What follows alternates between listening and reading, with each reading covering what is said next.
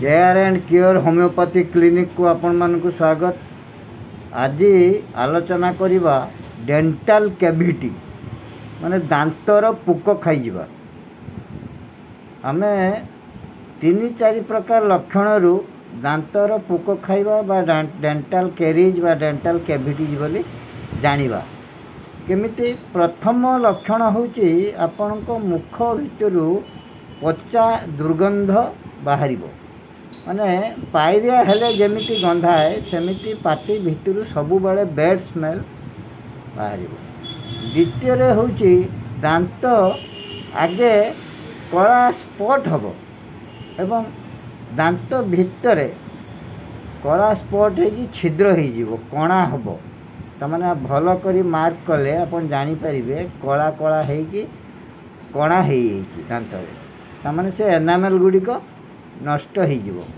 तमाने अपन जानि परिबे एवं भाबिबे जे आमे जोटा कहू दांतरे पुक खाइलानी एवं दांतर माड़ी माने डेंटल गम जो माड़ी फुलिबा पूज हबा ता देहरु रक्त पड़िबा अपन पानी नहीं कि मुह कोलकुचा कले से रक्त पड़िबा यही सब लक्षण देखा गले आमे जानिबा जे दांतरे कैविटी हेइची बा दांत पुक खाइची। साधारणतः यह स्टमक रु हेइ थाए। खाद्य हजम न हेले एसिड फॉर्मेशन हेइ सबु बेले पाटी भितरे एसिड हेइ से एनामेल को नष्ट कर दे।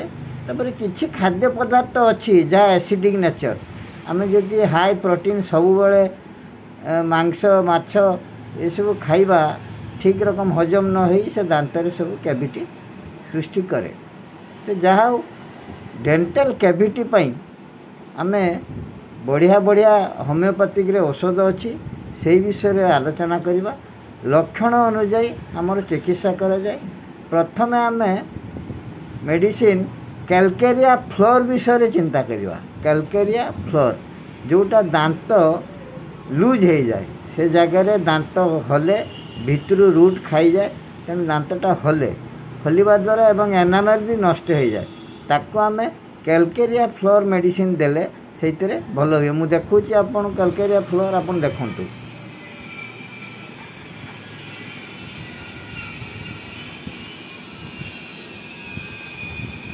कैलकेरिया फ्लोर मेडिसिन तापरे आसिला आपनकर जदि गम और माड़ी फुली जाउची बथ होउची पूज रक्त बाहरुची एवं भीषण बथा करुची टूथेक कॉमन दांत बथारे आमे बेलाडोना देई परिबा।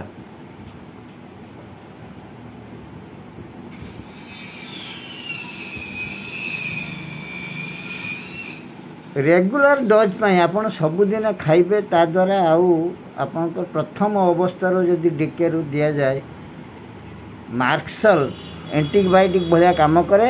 मार्क्सल मेडिसिन आपनकर पायरिया दांत मूल रक्त पड़िबा एवं दांत भितर इन्फेक्शन हवा सब दूर करे मार्क्सल 200 एवं रेगुलर डोज पाई आपन देई परिबे क्रियोजॉट मेडिसिन।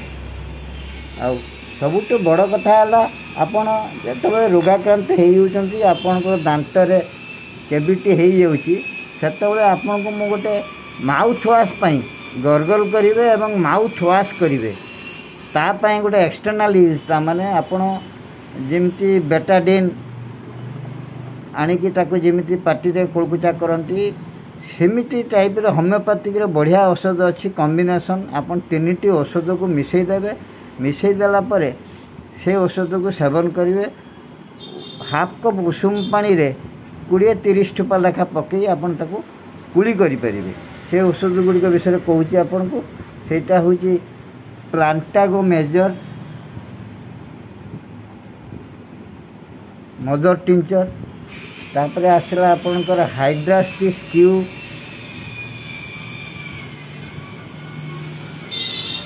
तापरे आपनकर आसी इचनेसिया